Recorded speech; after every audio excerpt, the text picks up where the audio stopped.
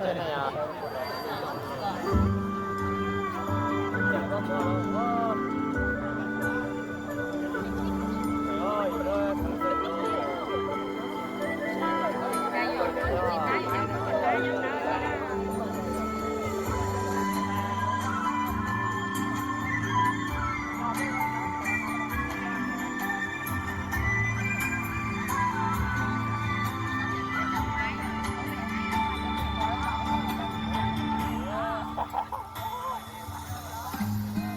rừng rừng hoa với chim ca vui tưng bừng, suối nước trong xanh soi bóng em và bóng ai bên nhau cùng sống vui êm đềm cùng núi rừng.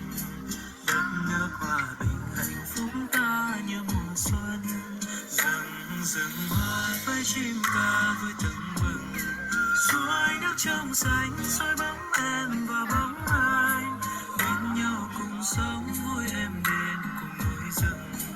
Đất nước hòa bình hạnh phúc ta như mùa xuân.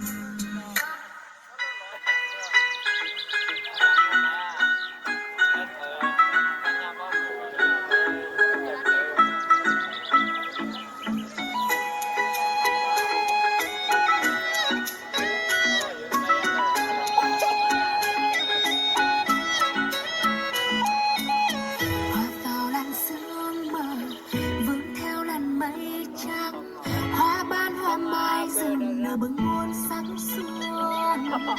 Nhìn đồng câu em đây mà gửi thương vào câu ca, đem anh người khách lạ từ miền xuôi tới chơi nhà. Nếu như anh có dịp thì mời anh ghé qua, ghé thăm nơi bản làng người Tây Bắc chúng em. Bóng đêm ngon đưa hồng vò rượu cần chưa uống đã say, để sự cứu chúng em yên bình nhưng lại đậm một chữ tình.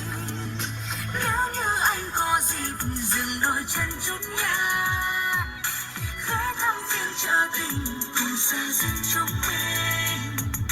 Tiếng ca vang núi rừng nhịp nhàng từng câu hát thêm, một sân tay có bao ngọt ngào trao tình nồng đến trao.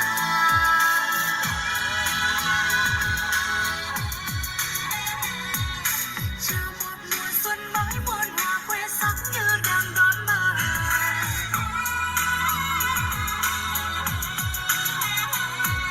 Mời chàng miền xuôi tới đây quê hương Tây Bắc có em đón mời.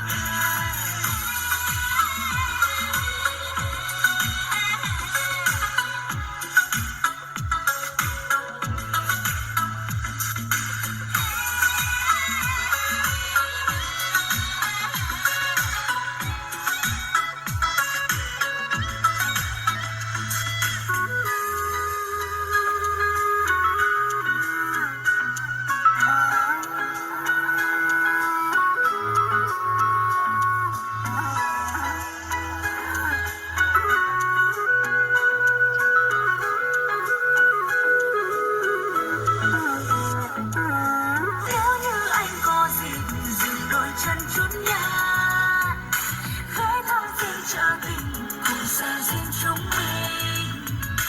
Tiếng ca vang núi rừng nhịp nhàng từng câu hát thêm, một sân tới có bao ngọt ngào trao tình nồng đến trao.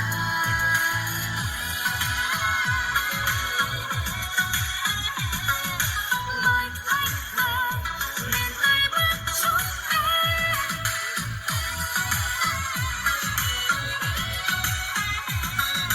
Mời anh về miền Tây Bắc chúng em.